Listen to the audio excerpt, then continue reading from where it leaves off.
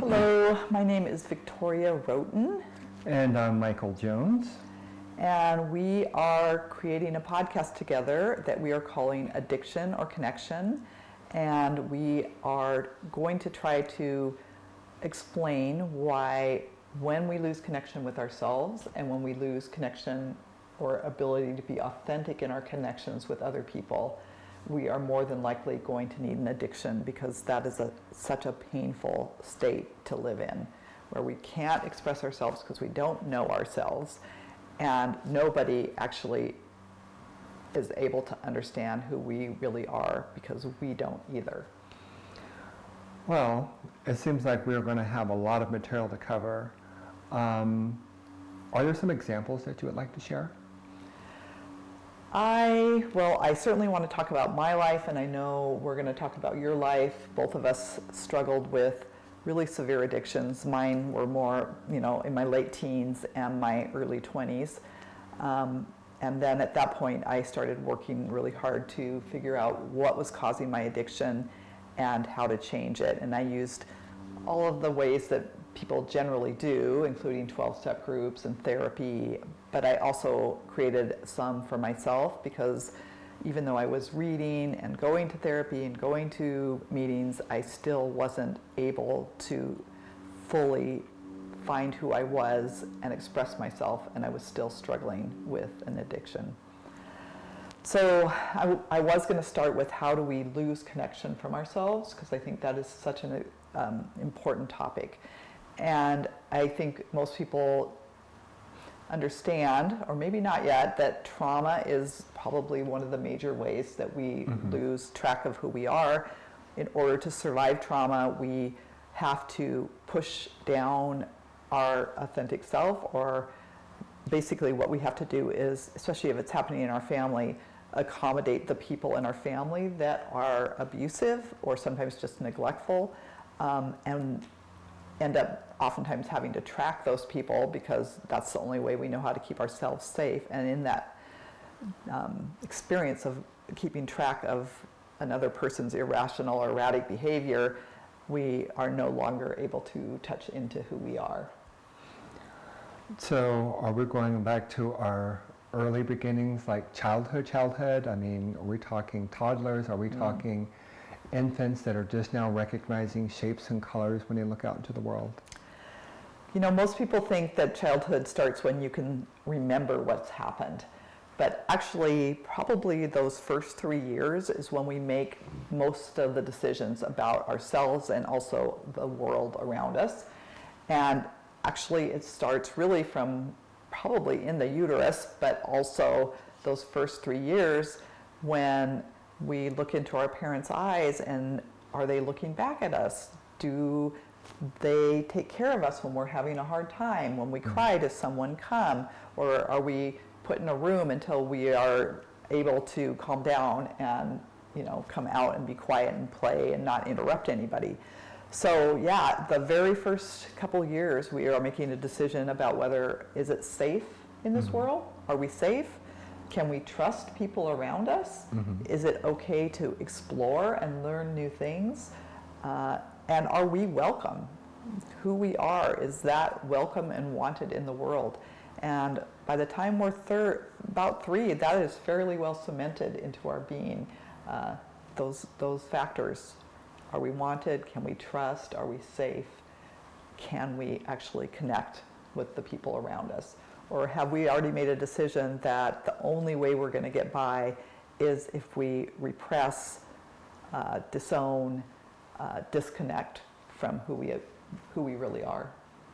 Wow, so I have no memories of birth to like 3 years old. So basically what you're saying is how my environment interacted with me, I was being programmed on how I was going to react for the rest of my life to everyone I encountered.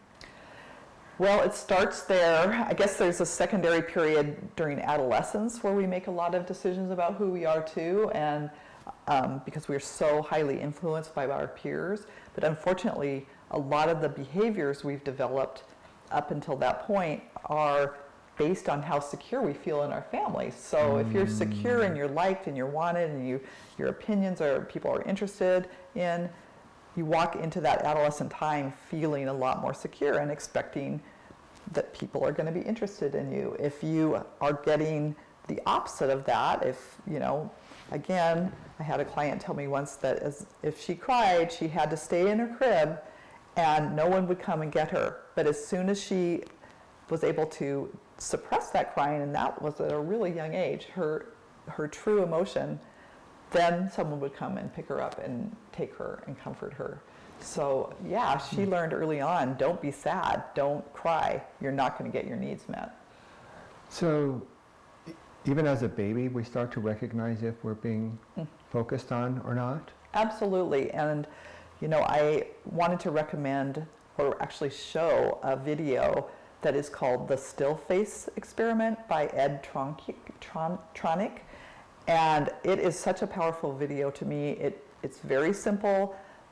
A child is in the room with her mother. It's obviously the child and the baby and the mother have a secure attachment. The baby obviously feels safe, and there's this rhythm between the mom and the baby. And then the mom turns away from the baby for 2 minutes, turns away and then looks back at the baby for 2 minutes.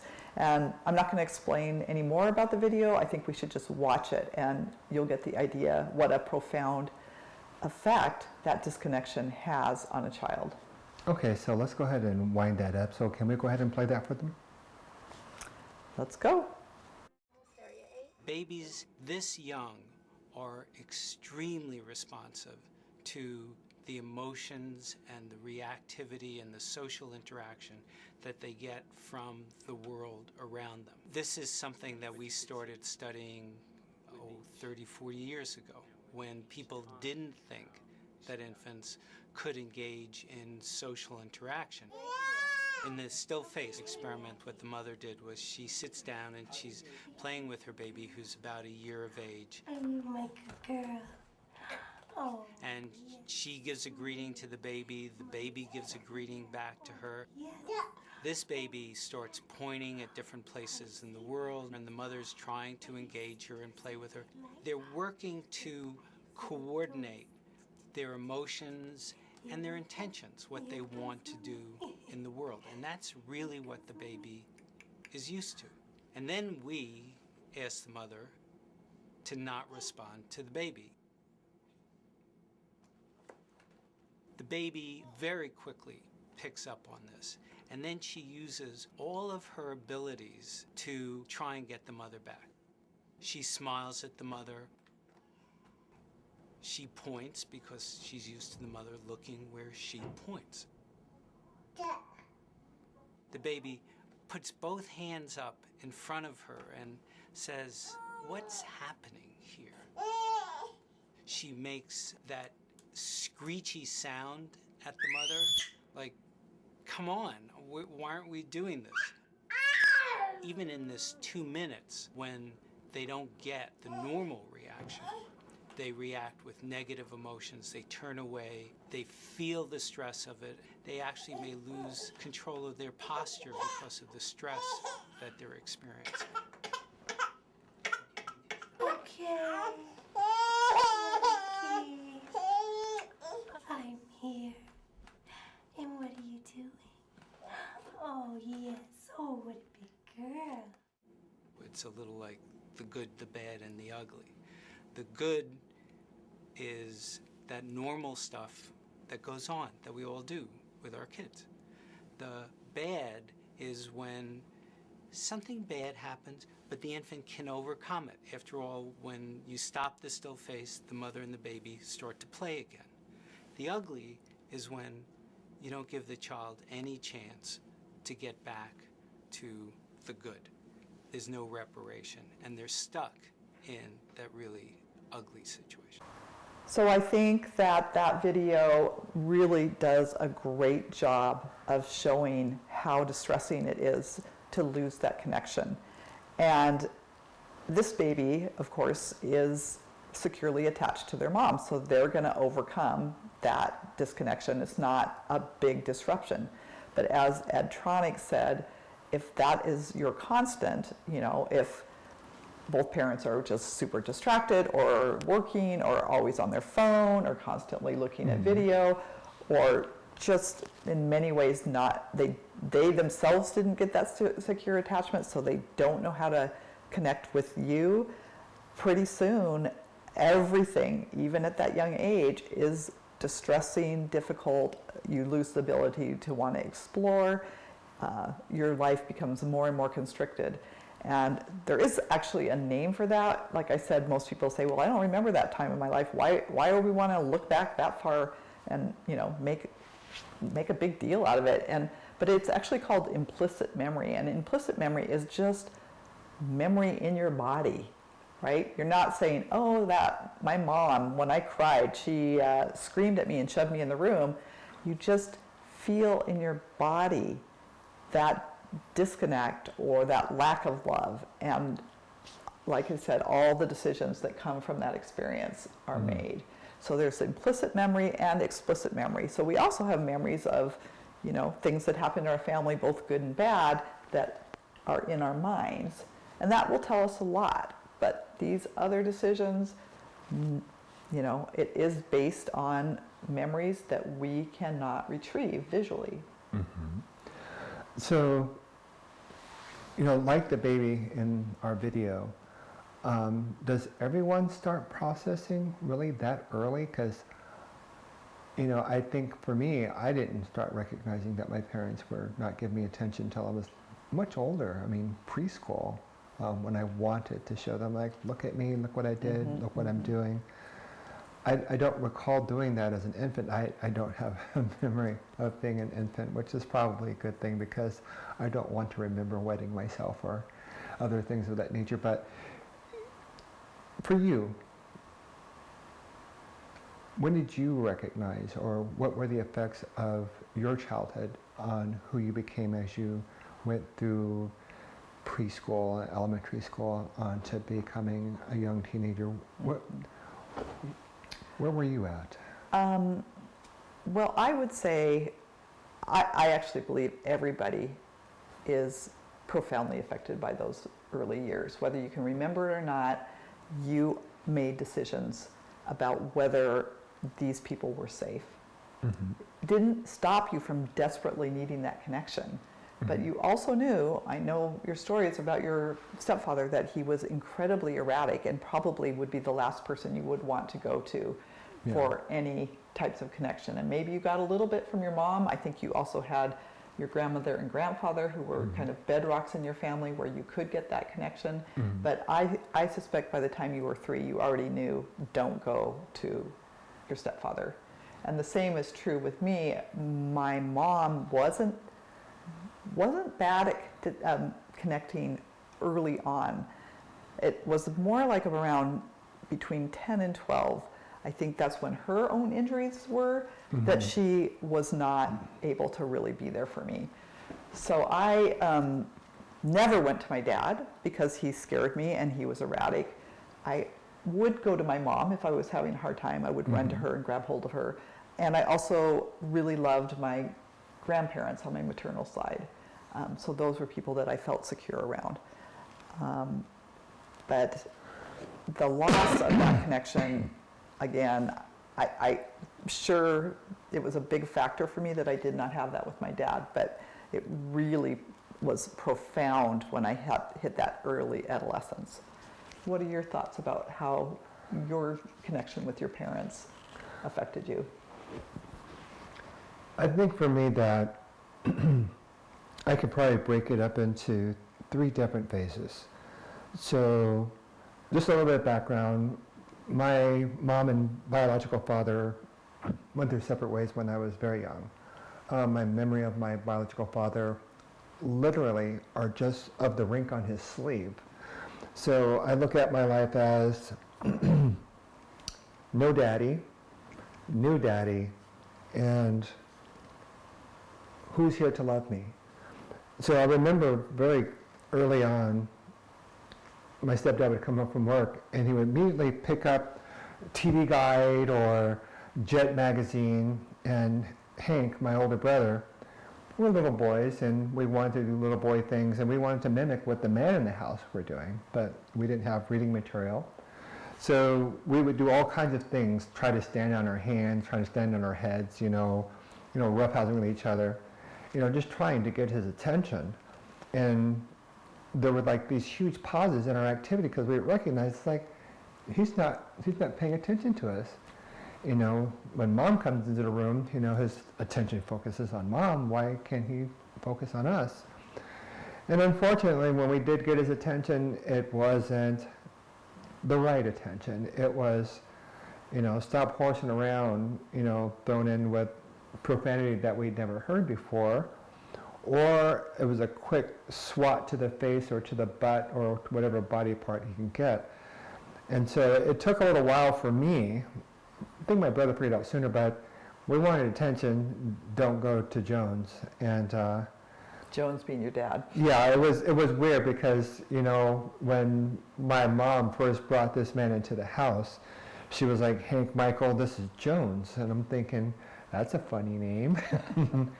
Because, I guess I just really didn't make the connection that she met him in a military environment. Everybody was referred to by their last names.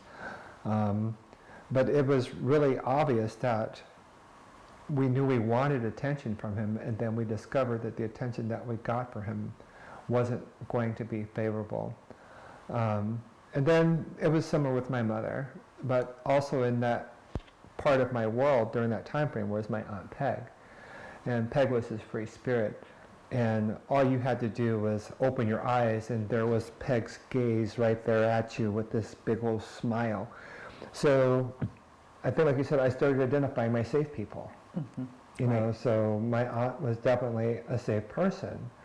And the same for, my grandparents and a little bit later, because I don't remember my grandmother prior to starting kindergarten. But I do know that I'd spoken to her on the phone before, and it was honey this, baby that, sweetie the other. And she just seems like one of those sweet ladies from the little children's books that we had at the time that was always good and wholesome, and she really was. She was really one of the rock stars of my life. So we've been talking about disconnection as something that just happens from not having that link or that rhythm or that person that was able to track us and want to understand us and be interested in who we are. But, one of the other ways that disconnection happens, obviously, is violence. And in some homes, violence is really extreme. I've been working as a psychotherapist for 30 years, and I feel like I'm still surprised sometimes about the horrific things that are done to children in the name of discipline, or just because you have a parent that has PTSD, or a parent that is suffering from an addiction, and hitting, whipping with belts, and some people actual whips. I have clients that had their skull broken, their arms broken, you name it. Sexual abuse is, it used to be that we didn't talk about that very much, but it's widespread in this world, and there are plenty of children that are abused within their home, or secondary to that, neglect in the home sets a kid up for being abused, because everybody needs addiction. Think of addiction as like the fourth element that we need to live: food, shelter, clothing, and addiction, and connection. And connection is that essential to our ability to thrive in this world. And so if a kid doesn't have that at home, they're going to wander the neighborhood. I remember another client telling me she just would go up to neighbors' doors and literally knock on the door. And then, inevitably, she was sexually abused by the next door neighbor because she was just over there and there were people around and somebody was talking to her. And I almost feel, just from listening to people, that for some kids, sexual abuse was absolutely preferable to the example that we saw in the still face video of no connection at all. At least someone's kind of paying attention to you, and wants you in their presence. So I know that sounds contrary to the way we think about it, but why is that kid being harmed by the predator in the neighborhood? Mm-hmm. What is it that is setting that kid up for that kind of attention? And predators know, they can see this is a neglected kid, this is a desperate kid, and then they will, as it's so often said, groom that kid. Mm-hmm. But that often starts in early childhood. I remember another client of mine whose parents were just like, A, way too busy for her, and B, it made them feel good that she was helping out the minister in her church, as a young girl. And of course, the story, she was preyed upon by this man because she absolutely needed attention, and she was getting status within her family for being helpful to this man. It's unfortunate that some of the people in society that we were taught to always trust, police officers, doctors, clergy, or school teachers, often seem to be the people who take advantage of that set group of safe people to do us harm. And I know in school for me, I was not, sexually molested or accosted by any of my school teachers. But I think that the potential could have been there had that been their mindset, because I just trusted them blatantly because I had their attention. Right. They gave me attention, and I was starved for attention. So I guess anything they would have done, I would have looked at it as being positive, because somebody was focusing on me. Yeah, and unfortunately, kids do generally trust adults. If you're 3 or 4 and you're in preschool, and the adult in that preschool is sexually abusing you, I've certainly talked to several clients where that was the case, it doesn't occur to you as a young child that that's not okay. And then so many predators also threaten their prey with violence, or violence towards their family, or if they tell they are a bad person, they're a bad kid because they agreed to this, whatever is happening in the abusive situation.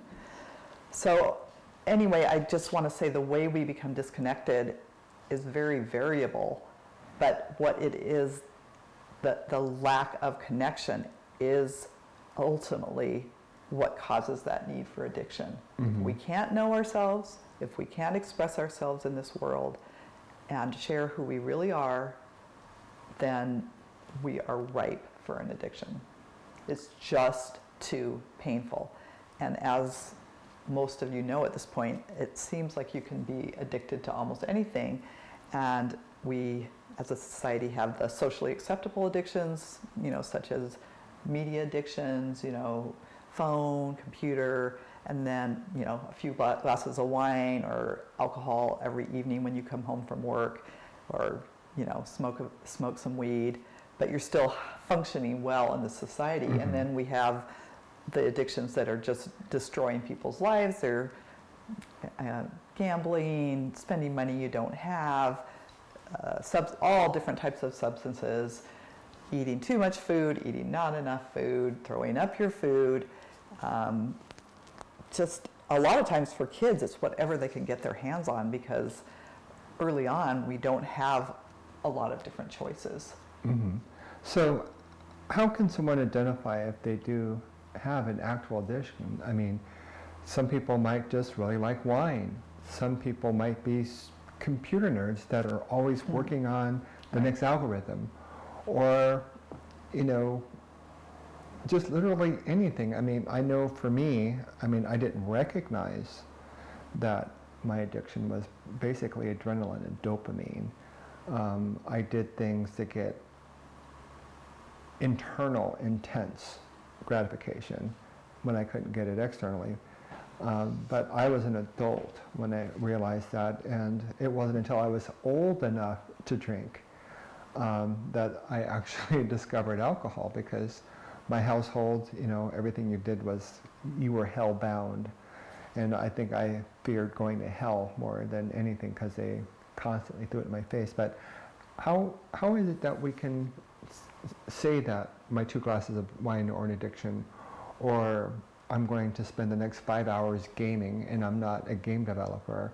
I mean, at what point is that something someone would identify with, like, hey, you're spending way too much time, or I think it's not natural to drink that much wine every day. When do we know that we have an addiction? Yeah, I mean, I think a lot of people drink 2 glasses of wine every evening or a martini, and it's not a problem for them because they are still taking care of their children, interacting on a meaningful level with their partner or their friends. They still have creativity in their life. They don't just use it as a way of coming home and just shutting down everything.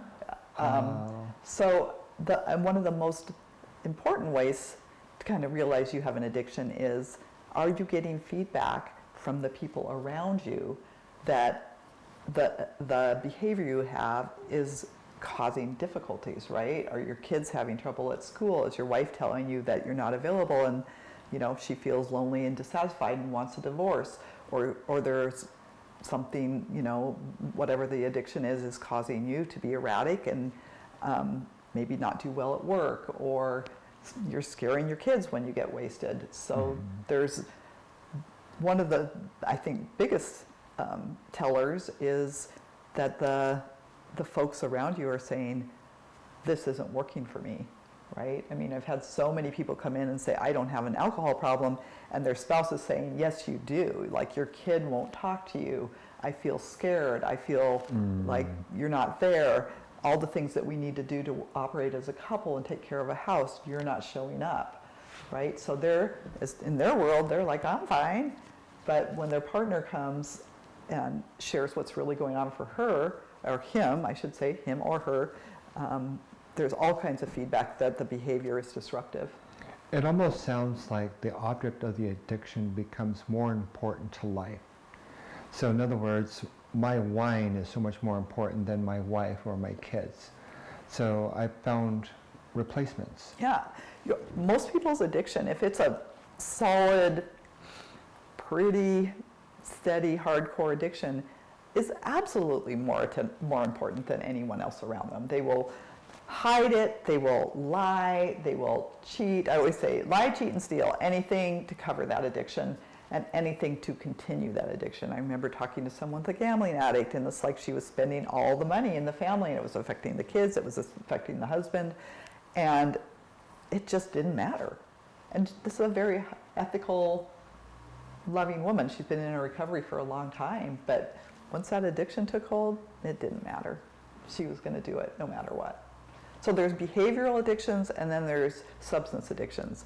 And both of them can ruin lives. I should add sexual addiction too, which I think is a very big problem in our society, especially since porn is so readily available now. Yeah. People spend hours and hours and hours looking at porn and disengaged from the people around them that are supposedly important.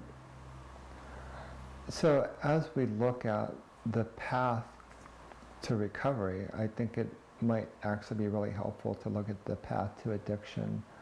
At what point do we consider ourselves addicted? And then as far as recovery, when do we know we've recovered?